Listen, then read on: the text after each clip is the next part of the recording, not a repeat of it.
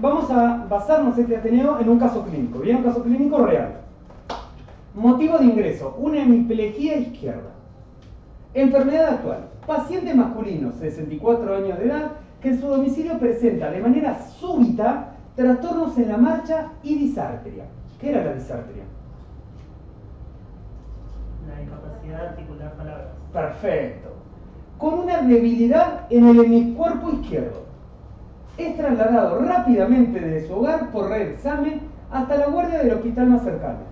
Al ingresar se constata un foco motor y una tensión arterial de 170-100 milímetros de mercurio. Se realiza un laboratorio y una tomografía de cerebro y se indica internación para diagnóstico y tratamiento. Motivo de consulta o motivo de ingreso en este caso y la enfermedad actual. ¿Bien? Antecedentes personales. Recuperado de adicción a cocaína, un síndrome depresivo ansioso e ideaciones autolíticas, tabaquista, obeso, hipotiroideo, poliartralgias y autoválido sin deterioro cognitivo. Los antecedentes personales ya me van diciendo bastante, ¿bien? Me están diciendo que es un paciente que cursó una adicción, que se recuperó de esa adicción y en estos momentos no está consumiendo, ¿bien? Que el paciente presenta un síndrome depresivo ansioso con ideaciones autolíticas, el paciente tabaquista, y acá me faltaría un dato fundamental siendo tabaquista. ¿Qué dato? ¿Cuántos paquetes fumo por día? Bien, que después para eso vamos a calcular el índice pack-year o el índice paquete año, ¿bien? Lo cual también me habla del riesgo de que mi paciente desarrolle una enfermedad pulmonar. Obeso, ¿y qué dato me faltaría acá? Con respecto a la obesidad. Bien, el índice de masa corporal. Bueno, hipotiroideo, ¿qué me está diciendo? Que tiene una disfunción de su glándula tiroides. Poliartralgias, ¿qué es eso?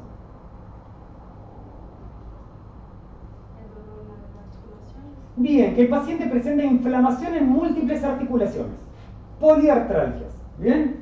Autoválido sin deterioro cognitivo. Ahí lo que me está diciendo es que hasta ese momento, por lo menos, el paciente se valía por sí mismo, desarrollaba sus actividades de forma cotidiana por sí mismo sin necesidad de ayuda de terceros, sea familiares, un cuidador, un acompañante terapéutico, lo que sea, y que por lo menos no se evidenciaba un deterioro en sus funciones cognitivas. Bien, no tenía un síndrome demencial. ¿Ok? Medicación habitual. Carbonato de litio 300 miligramos cada 12 horas, omeprazol 20 miligramos día, venlafaxina de 75 miligramos de liberación prolongada al día, levotiroxina de 75 microgramos día, quetiapina 350 miligramos a las 22 horas y alprazolam 2 miligramos a las 22 horas. Examen físico al ingreso. Presenta una tensión arterial de 170-100 milímetros de mercurio con una frecuencia cardíaca de 80 latidos por minuto, una frecuencia respiratoria de 18 ventilaciones por minuto, una temperatura axilar de 36,5 grados centígrados y una saturación de oxígeno al 98% aire ambiental. El 0,21, bien, o 21%, lo que me está diciendo que es aire ambiental, porque en el aire ambiente, aparte de oxígeno, tengo otros gases. Y la concentración de oxígeno a aire ambiental es del 21%. Si yo tengo un paciente que requiere oxigenoterapia, es decir, un aporte de oxígeno extra, yo tengo que aclarar mediante qué le estoy aportando eso. Una cánula nasal, una máscara con reservorio y a qué flujo. Porque eso también me va a hablar de cómo está esta función respiratoria para mantener esa oxigenación, sea el valor que sea. ¿Bien? De estos signos vitales, ¿cuál está alterado? ¿O cuál es? La tensión arterial, que está elevada. ¿Hasta cuánto yo puedo considerar como normal una tensión arterial sistólica y diastólica?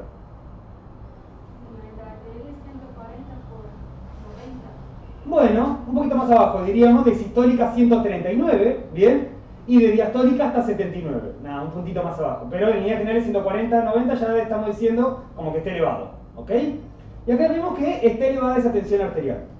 Con este valor de tensión arterial, ¿puedo decir que mi paciente es hipertenso? No, es un valor. Yo no sé si siempre lo mantiene ese valor. Y ahí sí puedo hablar de hipertensión. Porque si no, esto puede ser una crisis hipertensiva o una emergencia hipertensiva. ¿Bien? Este es un valor elevado. No puedo hacer diagnóstico de nada por un solo valor. ¿Bien? Pero ya tengo que estar atento de que está elevado. ¿Bien? Y acá vamos también a algo fundamental que nosotros tendríamos que pensar como médicos. Si yo tengo un paciente obeso, ¿bien? Vamos un poquito a la filmina anterior. Tengo un paciente obeso, tabaquista, ¿bien? Supongamos que es un obeso importante y un tabaquista severo también, ¿bien? Esta obesidad, es raro que no tenga una hipertensión que puede ser como consecuencia de esta obesidad. Y es raro también que no tenga una resistencia a la insulina o una diabetes como consecuencia de esta obesidad. Porque en líneas generales, cuando hay una obesidad hay un síndrome metabólico. Es raro que no tenga una dislipidemia como consecuencia de esta obesidad. Puede ser que no lo tenga. Puede ser, no todo obeso va a tener todas estas enfermedades. Pero yo sé de que un obeso tiene mayor riesgo de tenerlas. Y acá yo tengo que indagar con mi paciente si no lo tiene, si nunca se lo diagnosticó porque nunca se lo estudió, ¿bien? O quizá que se lo diagnosticaron pero él decidió no hacer tratamiento o nunca inició tratamiento o no puede afrontar el tratamiento. Porque toda esta medicación hay que comprarla. Vamos a leer el examen físico. El paciente se encuentra vigil. ¿Qué significa vigil? Que está despierto. Es lo único que me dice. Que esté vigil y me está diciendo que está despierto, que no es poca cosa. ¿Bien? Más que nada cuando cursamos 8 de la mañana, estar vigil ya es un esfuerzo importante. Que está orientado globalmente, es decir, orientado en tiempo, en espacio y persona. Que las pupilas son isocóricas y reactivas. ¿Qué quiere decir esto? Que tienen el mismo tamaño y son reactivas, o sea, que ante estímulos o se dilatan o se contraen. Perfecto. Bien, que tiene el mismo tamaño y cuando le hago el estímulo lumínico genero una respuesta adecuada. ¿Bien? Que tiene mi paciente también tiene una caída del párpado izquierdo con una parálisis facial central izquierda. Es decir, una ptosis palpebral con una parálisis facial central izquierda. Ya ahí estamos teniendo un foco motor. Vayamos pensando en, según lo que sabemos de anatomía y según lo que estudiamos en semiología, qué pares craneales vendrían a estar afectándose o qué áreas del cerebro se están afectando. Que el paciente presenta una paresia braquial izquierda moderada y crural severa. ¿Qué era una paresia?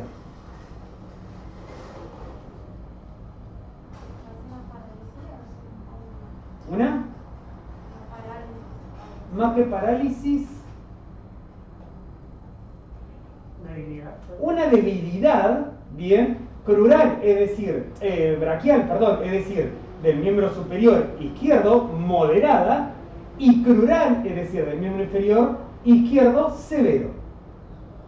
Es decir, que tiene una afectación mi paciente facio, braquio, crural, izquierdo.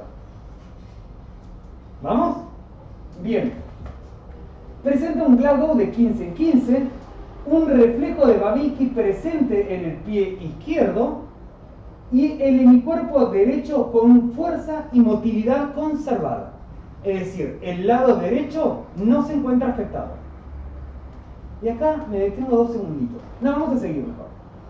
R1, R2, normofonéticos en 4 focos, silencio libre, con pulsos regulares y simétricos, sin signo de fallo agudo de bomba. ¿Qué me quiere decir esto? Que el médico ocultó los 4 focos principales cardíacos. ¿Cuáles eran? Y tricuspidio, aórtico, pulmonar, mitral y tricuspidio. Los 4 principales los ocultó y en los 4 focos encontró al primer ruido y al segundo ruido y que tienen un sonido normal, normofonéticos. ¿Bien? Silencios libres, que entre R1, R2 y entre R2, R1, esos silencios están libres de ruidos. Es decir, no hay R3, no hay R4, no hay soplos, no hay clics, no hay nada. Están libres. ¿Bien? Que los pulsos son regulares y simétricos.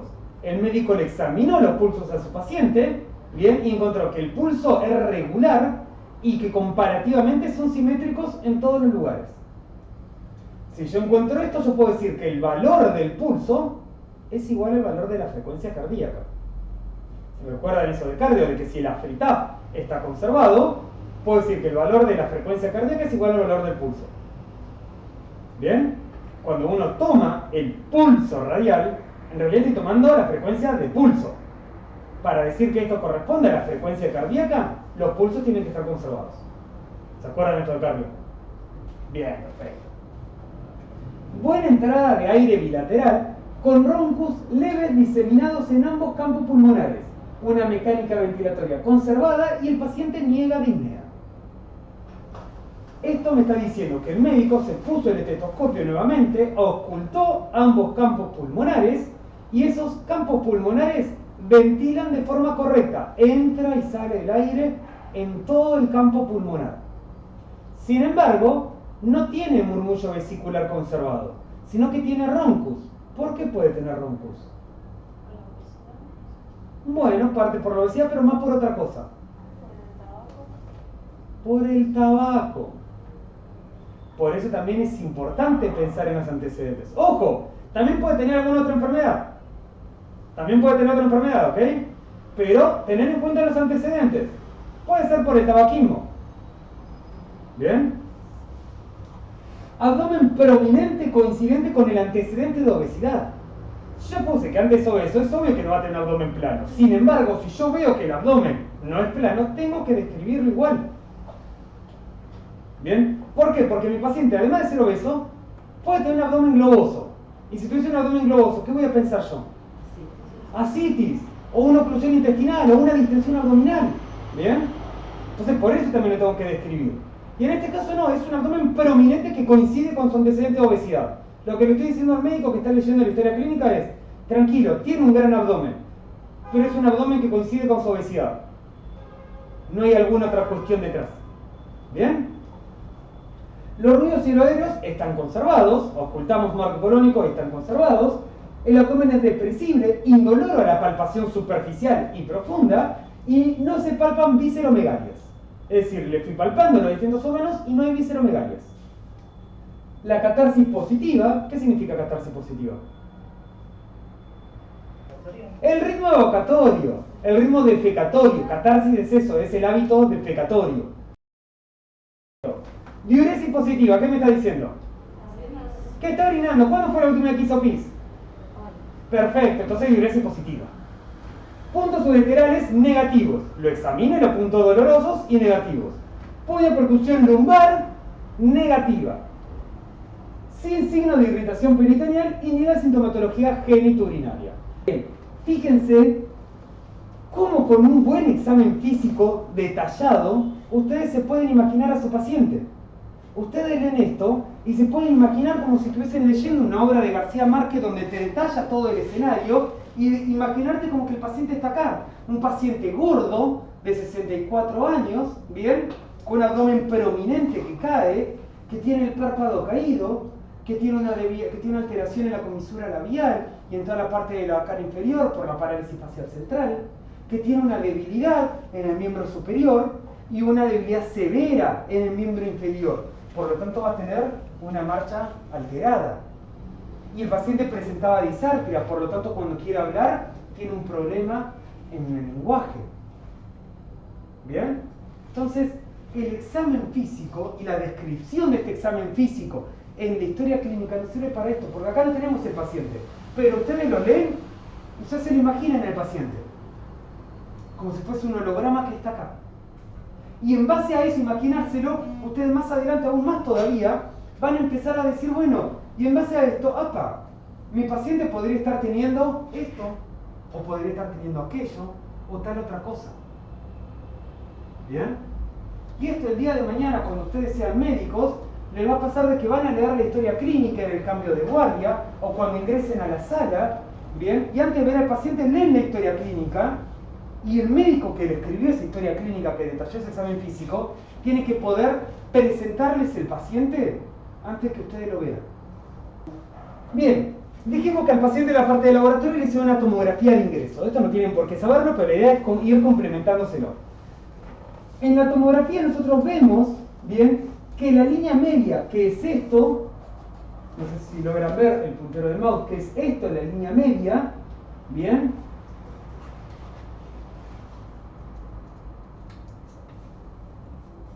Esta parte, que es la línea media, está conservada, bien, no está desviada, no está abultada, no nada por el estilo.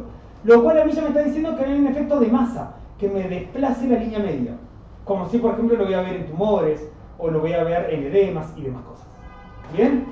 Pero presenta un borramiento de los surcos y las fisuras a nivel del lado de la ínsula derecha, a diferencia de este lado. ¿Ven toda esta marquita que tenemos acá? Como que se van metiendo, que son linitas. ¿Ven estas? ¿La ven o no la ven? Sí. Que de este lado no lo tengo. Lo cual ya tengo una asimetría en esos hemisferios. Lo cual me está diciendo Mateo, fíjate atención, algo hay. Y ahí yo mirando en detalle me doy cuenta de que tengo un cambio en la coloración entre esto y esto. Que hay algo hipodenso. Bien, lo mismo acá. Esto me está hablando de un ACV. Un ACV tipo isquémico. Porque la sangre la voy a ver como algo hiperdenso. Como si fuese este color blanco. Que esto ustedes van a estudiar el día de mañana en diagnóstico por imágenes, que no es sangre porque esto es una calcificación de los plexos coroides que se encuentran a nivel del sistema ventricular. ¿Bien? Eso lo vamos a estudiar más adelante. Entonces, clínicamente, yo ya pensé que mi paciente estaba teniendo una ACV, como seguramente más de uno de ustedes había pensado ya que el paciente seguramente estaba teniendo una ACV. Hago un estudio complementario, es decir, que complemente mi clínica para confirmar mi diagnóstico. Pregunta: ¿qué factores de riesgo presenta el paciente para una enfermedad vascular? Porque si es un accidente cerebrovascular lo que presenta mi paciente, obviamente tiene que tener antecedentes de riesgo vasculares. Pregunta 2: ¿qué pares craneales están afectados en relación a la clínica del paciente? Y pregunta 3: ¿qué reflejos estarían afectados y en qué mi cuerpo? Vamos por la primera. ¿Qué factores de riesgo vasculares presenta el paciente? A ver. Hombre, ¿por qué hombre? Mira cómo se la va, ya no. Fue ella. ¿Por qué hombre? Perfecto, no sé quién dijo hombre, pero perfecto. ¿Por qué hombre es un factor de riesgo vascular? ¿Qué no tiene el hombre que sí tiene la mujer? A nivel hormonal.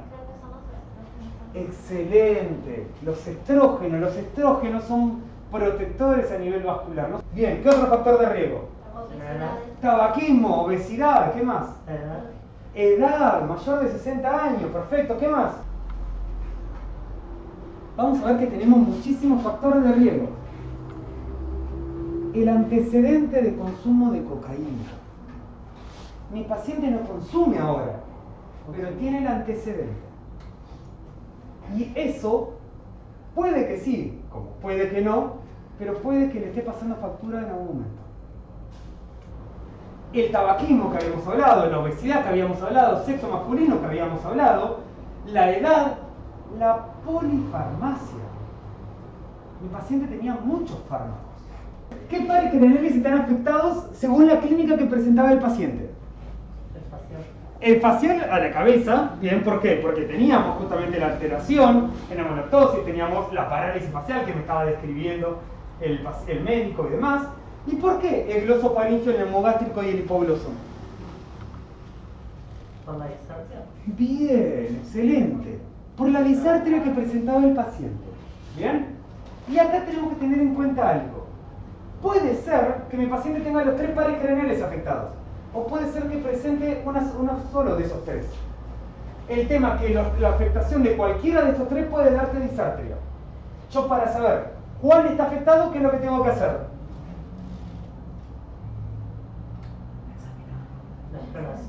La exploración, examinar a mi paciente.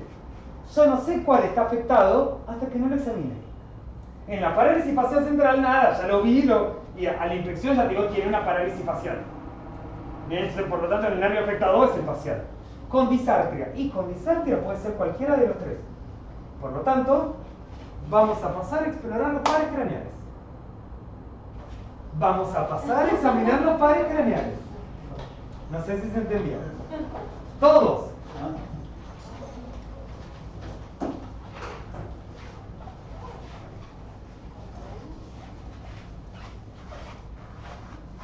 Muy bien.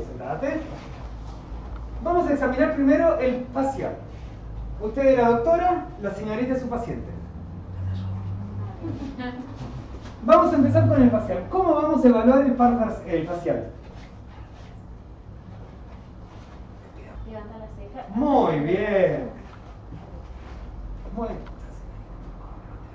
Señorita, por favor, levante las cejas. Y me tengo que fijar que las arrugas sean simétricas. ¿Bien? Pone cara de enojada. Muy bien. Entonces, al poner la cara de enojada, también voy viendo los distintos surcos que se van generando. ¿Bien? Obviamente, también le puedo pedir que cierre con fuerza los párpados. ¿Bien? Y me fijo que sea simétrico.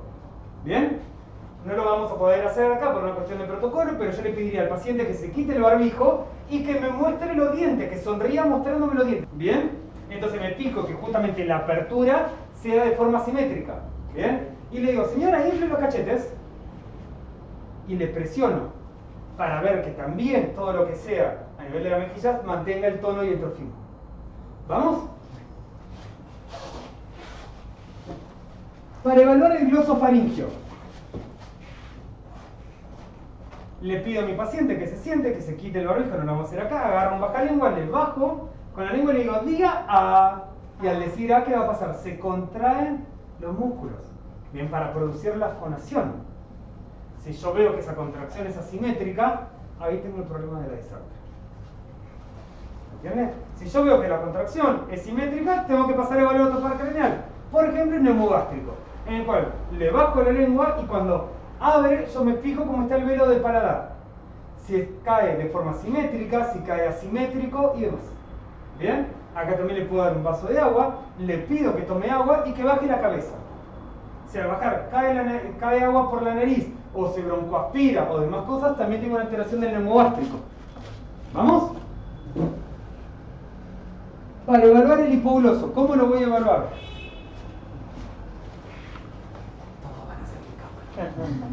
Para evaluar el hipogloso, ¿cómo lo voy a evaluar? Le pido al paciente nuevamente que se saque el barbijo, que lleve la lengua hacia un costado, que lleve la lengua hacia el otro costado, que haga alguna forma con la lengua, que la ponga como si fuese una U, que la doble, lo que sea, y evalúo los movimientos de la lengua. ¿Bien? Que lleve la lengua contra el cachete, llévala. Y ahí yo le presiono para ver si la puedo retener o no. Vamos con este lado. Y se lo presiono para ver si lo puedo retener o no. ¿Bien? Y de vuelta estoy evaluando el tono y el trofismo de la lengua. ¿Qué reflejos ahora van a estar alterados? ¿Bien? El reflejo, siéntese, ¿eh? Reflejo nasopalpebral. ¿Cómo evalúa el reflejo nasopalpebral? Venga, compañera. Acá tenemos a la doctora. Bien. Acá agarra el martillo percutor. Ahí para que te vean tus compañeros. Y le pone el dedo en la entreceja. Le pide al paciente que cierre los ojos. Acá lo puedo hacer con los ojos abiertos o con los ojos cerrados. ¿Por qué en general preferimos con los ojos cerrados? Porque si no está con los ojos abiertos y yo te hago esto, pestañeas ya de por sí. Bien, por un reflejo de autopreservación. Bien. En cambio, con los ojos cerrados yo lo que voy a ver que va a ser una oclusión con más fuerza. ¿Ves? Sí. De vuelta. Y ella no está viendo el martillo. ¿Bien? El reflejo subclavicular es lo mismo, pero de un solo lado. Mi paciente tenía la lesión clínica de qué lado? Del lado izquierdo. Por lo tanto, voy a evaluarle el lado izquierdo. Le pido que cierre los ojos y vos vas a ver que si bien te lo va a hacer de los dos, en uno te lo va a hacer con más fuerza. ¿Ves? Luego, el reflejo bicipital. ¿No? ¿Cómo evaluamos el reflejo bicipital? Bien. ¿Y por qué mi paciente va a tener el reflejo bicipital alterado? Por la hemiplegia. Agarra con su antebrazo. Acérquense, chicos. Busca el tendón del bíceps. Bien. Y con este lado va a hacer un golpeceo. ¿Cuál es la respuesta que vas a buscar? Una flexión leve con una rotación interna. No esperen lo del chavo del 8 que va a hacer. Para un segundo que lo recuerdo.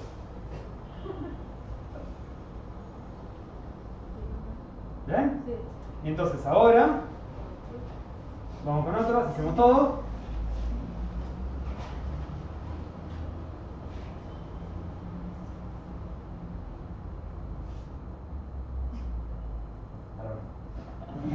No, porque estoy haciendo fuerza. Sí. Por eso es importante que el paciente relaje el brazo y que cierre los ojos. ¿Ven? Ahí, y con ganas. Con ganas. Acordate que tomo el final, golpea. Es que está paralizado. Sin miedo. Vos no me miras ni mirá el brazo a ver si hay respuesta o no. No puedo. Perdón. ¿Quiere pasar el mío para que vea de paciente? Sí, Bueno, ¿qué está golpeando? ¿No está golpeando? Golpea. A mí me gusta más, dale. Dale, sí. Dale. Vas a golpear hasta que salga. O hasta que me mató.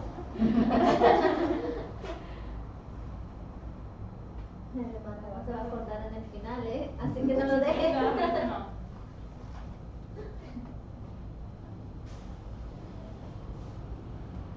Sí, ¿Bien?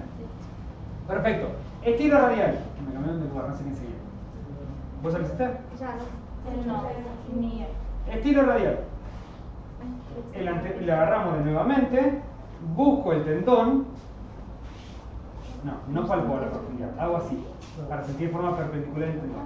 Y la respuesta va a ser esto. ¿Ven?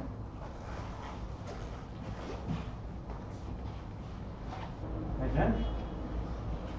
Hasta que sale. Cricipital. Vamos. Le pido No cosas. me sale Y mejor todavía, hoy va a salir. No te vas hasta que salga. Así estamos hasta las 9 de la noche, así que tranquilo. Que el antebrazo caiga en péndulo. ¿Bien? Buscás el tendón. Que no sea radial. Con ganas.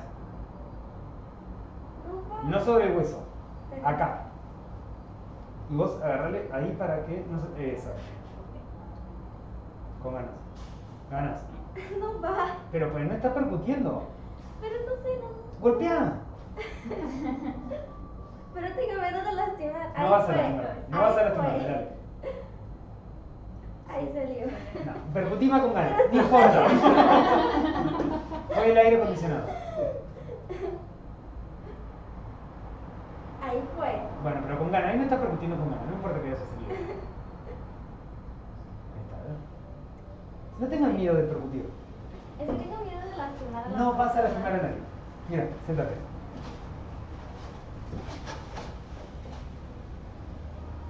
¿Duele? No. Entonces sin miedo. No duele. ¿Dale? Dale. Bien, perfecto. ¿Quién sigue? Cricipital. ¿Quién tiene ganas de hacerlo? Ah, bueno. El que quiera, dale, que quiera, te van a hacer todo un poco. Dale, de este lado.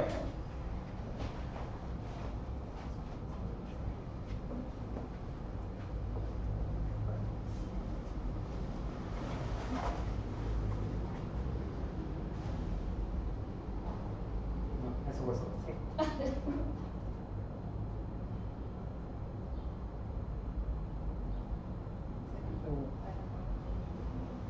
¿Bien? Rotuliano. Eso es difícil. Es re fácil. Fíjate cómo chiquitito y salían 2 segundos. Vamos. Buscamos el tendón de la rótula. Está por debajo de la rótula. ¿La encontraste el tendón rotuliano? Sí. Bien. Bien, no sale. Entonces lo que le vas a pedir al paciente, acá me salió a propósito. Entonces, lo que le vas a pedir al paciente, que primero que siempre esté relajado. Que cierre los ojos, ¿bien? Y que haga esto. Que se ponga con los brazos así, trate de separarlos. Acá, ¿sabes por qué no salía? Porque yo estaba mirándote y estaba pendiente del reflejo. Entonces por eso jamás te va a salir, ¿bien? O es más difícil de que salga, mejor dicho. Mira ahora. Con J, Sí. ya hay que De era para distracción. los pacientes que Sí, era- sobre todo como distracción. Sí. Dale.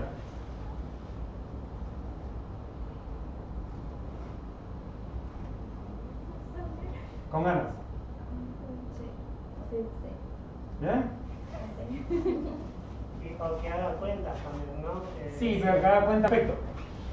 El reflejo aquiliano. Para el reflejo aquiliano yo le pido al paciente que se arrodille sobre la camilla. Arrodillate mirando para allá. Busco, hace esto con fuerza, bien.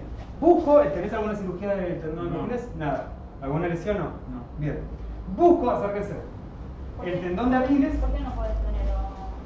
Porque no es paciente, es alumno. Si llega a tener alguna cirugía o algo, no se lo voy a hacer Bueno, por el riesgo. claro. Si ya tiene un antecedente previo, acá estamos como aprendiendo, Claro, pero si es paciente... lo voy a hacer. Salvo que sea algo agudo o recién operado del tendón, por eso. Entonces busco el tendón y percuto. Y la respuesta va a ser una flexión plantar. ¿Bien?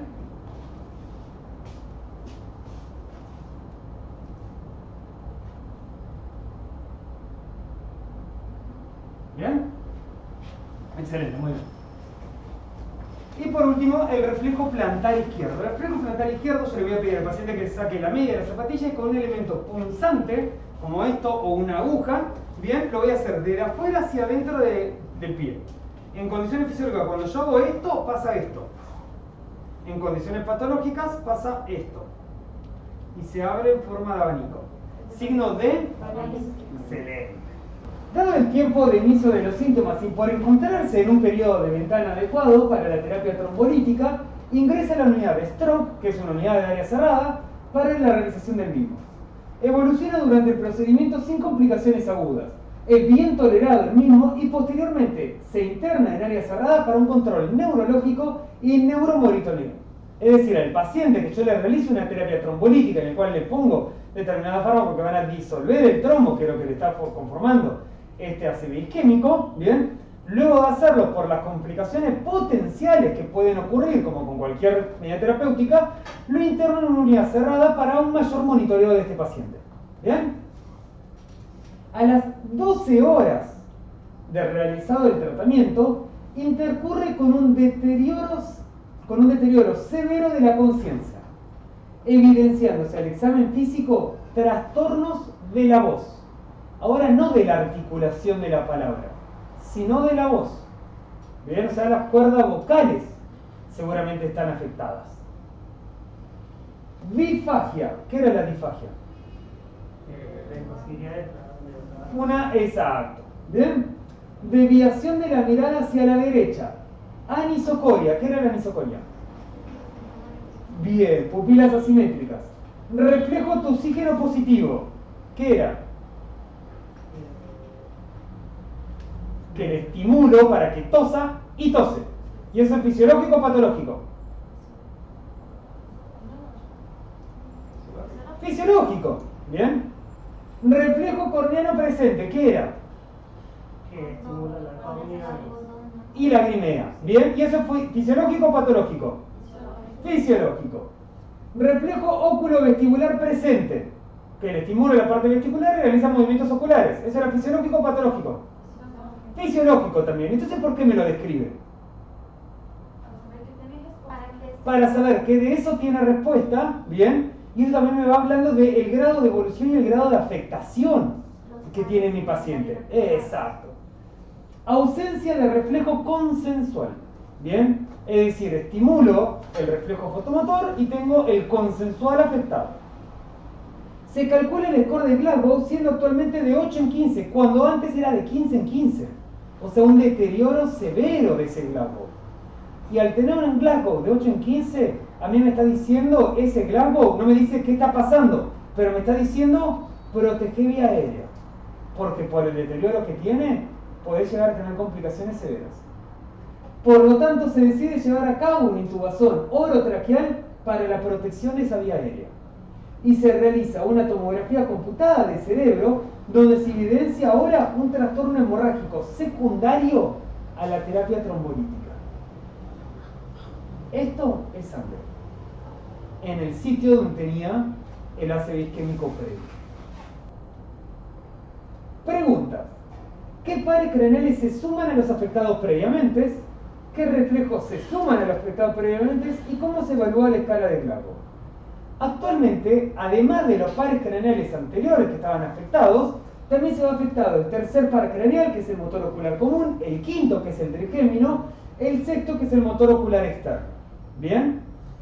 La alteración de la voz dijimos que podía ser por una afectación de cuerda vocal, y ahí ¿qué par craneal estaría afectado?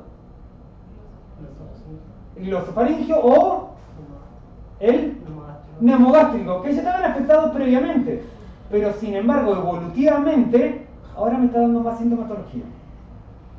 ¿Se entiende? O sea, es el mismo par craneal, pero ahora me está dando un mayor territorio de afectación. ¿Bien? ¿Cómo evaluamos el motor ocular común? Volvemos para acá.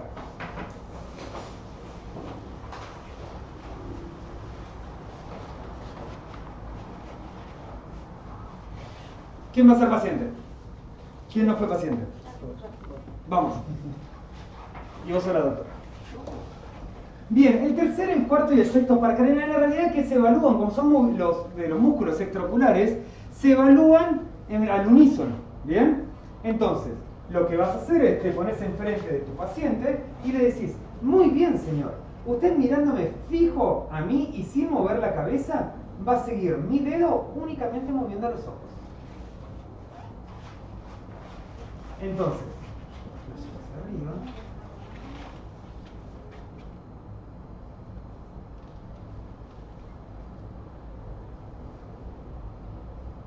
Y en forma oblicua. ¿Bien? Entonces de esa forma yo estoy evaluando todos los movimientos oculares. Si mi paciente presenta una alteración en alguno de estos pares craneales, uno de los ojos, bien, no va a tener esos movimientos. En líneas generales, el ojo afectado, bien, lo que va a hacer es traccionarlo hacia ese lado. ¿Ok? Bien. Además del H, también tiene que ser oblicuo. Sí, siempre. Para evaluar justamente los músculos oblicuos. ¿Bien? El oblicuo mayor y el oblicuo menor. El quinto par craneal, ¿cómo yo lo voy a evaluar? Lo voy a pedir al paciente, que acá no lo vamos a poder ver bien, pero que cierre con fuerza la boca, ¿bien? Y que realice movimiento de deducción, es decir, llevar la mandíbula hacia los costados. Exacto, de esa forma. ¿Bien? Y lo que yo puedo hacer también es ponerle la mano y evaluar, dale, la resistencia que va haciendo, la fuerza para ver si es simétrico o no. ¿Qué reflejos van a estar alterados? El reflejo consensual, el faríngeo y el velofaríngeo. Para el reflejo consensual, sentate vos. Y vamos a usar al compañero porque quiero ojos claros y va a ser más fácil. Vengan para acá.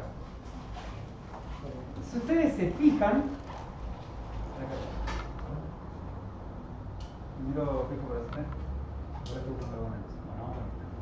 fíjense las pupilas, ¿bien? Cuando yo le estimulo, ahora fijémonos esta, ¿veis? Cuando yo le estimulo con una de luz, ¿ven que se contrae? Permiso, ¿eh?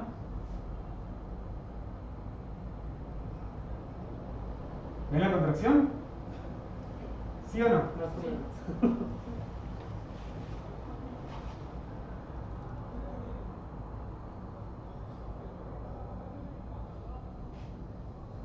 Se contrae bastante. No vas a pensar en la niña, se contrae bastante. Si esto fuese una luz LED, sí lo veríamos mucho más porque es más irritativo. ¿Ok?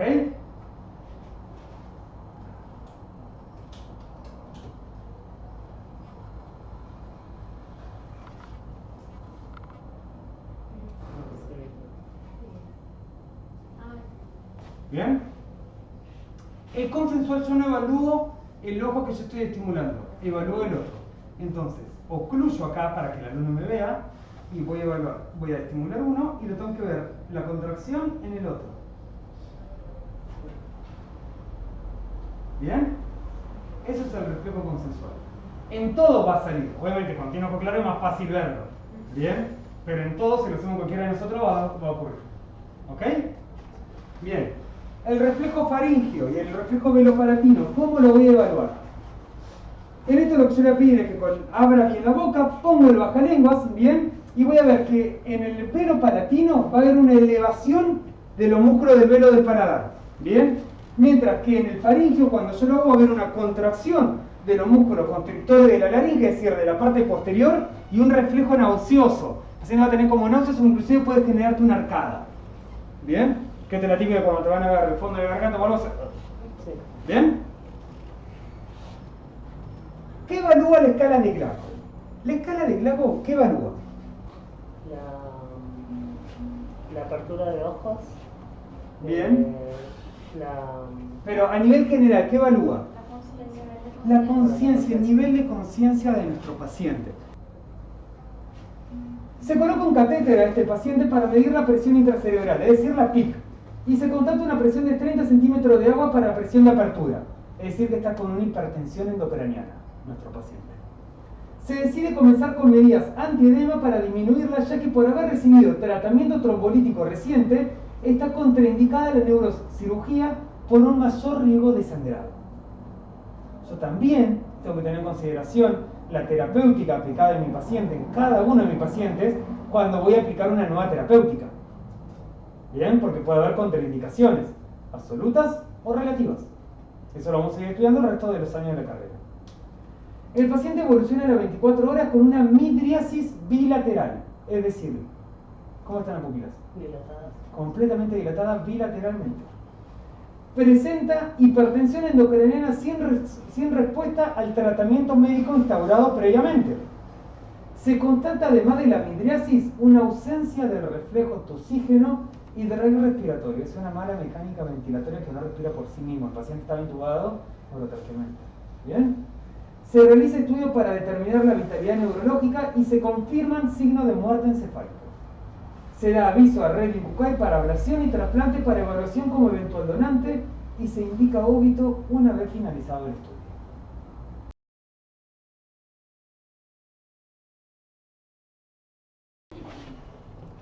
Ahí está. Ahí está. ¿Lo viste? Sí. De vuelta, dale. Buscale, flexionáselo un poquito más. Ahí. Ahí se siente. Ahí lo vas a sentir un poquito más. Acá. ¿Lo sentís? Sí. Ahí, lo siento. dale. Sí, ahí está. Ahí está. Ahí está. ¿Bien? Perfecto. Perfecto. Tricipital. Le pedís ahí, vos se lo sostenés. Ahí o así, como quieras. Y vos le percutís acá. Bien flojito. Ahí está.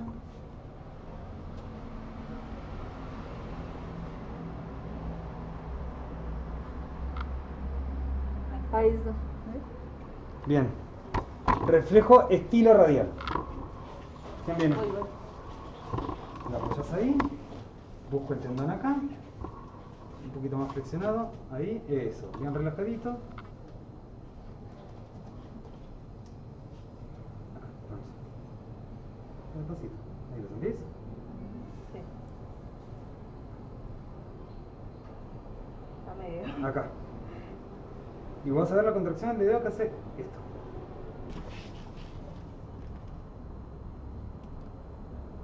Más fuerte. Ahí está. Ahí está. Perfecto. ¿Bien? Qué bueno. Reflejo aquiliano.